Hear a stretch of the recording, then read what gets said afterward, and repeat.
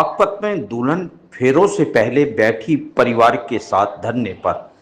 बागपत में Delhi Dehradun economic corridor निर्माण के बीच भूमि अधिग्रहण को लेकर एक दुल्हन फेरों से पहले अपने परिवार के साथ धरने पर बैठ गई।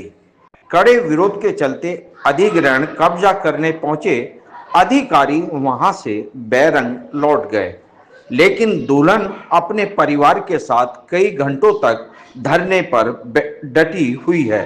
दरअसल ये पूरा मामला बिजरौल गांव और जलालपुर गांव के बीच का है, जहां से दिल्ली देहरादून इकोनॉमिक कॉरिडोर का निर्माण चल रहा है। यहां पर 3 साल पहले बिजरौल गांव के बलवान व उसके बेटे यशपाल की करीब 5 एकड़ भूमि को कॉरिडोर निर्माण के चलते अधिग्रहण किया गया था। कॉरिडोर निर्माण के बीच अब फिर से इन दोनों किसानों की करीब 1 बीघा जमीन और अधिग्रहण को लेकर प्रशासन प्रयास कर रहा है, जिसका ये परिवार व ग्रामीण विरोध कर रहे हैं।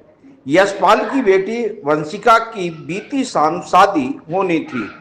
बेटी वंशिका के हाथों पैरों पर मेहंदी लगवाकर दूसरी तैयारी में व्यस्त थी, तो परिवार के सदस्य घर व विवाह मंडप में शादी की तैयारी में जुटे हुए थे। इसी बीच परिवार के लोगों को सूचना मिली कि NHAI के अधिकारी पीढ़ी पुलिस बल जमीन पर कब्जा करने आ रहे हैं। इस सूचना पर परिवार के लोग आनन फानन में अपनी जमीन पर पहुंच गए।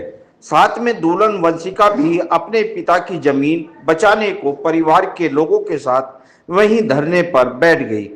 कहा तो उस रात में होने वाले फेरों की तैयारी में लगना था, उल्टा वह हाथों पैरों में मेहंदी लगाए हुए धरने पर बैठ पड़ी के खिलाफ नारेबाजी करने लगी।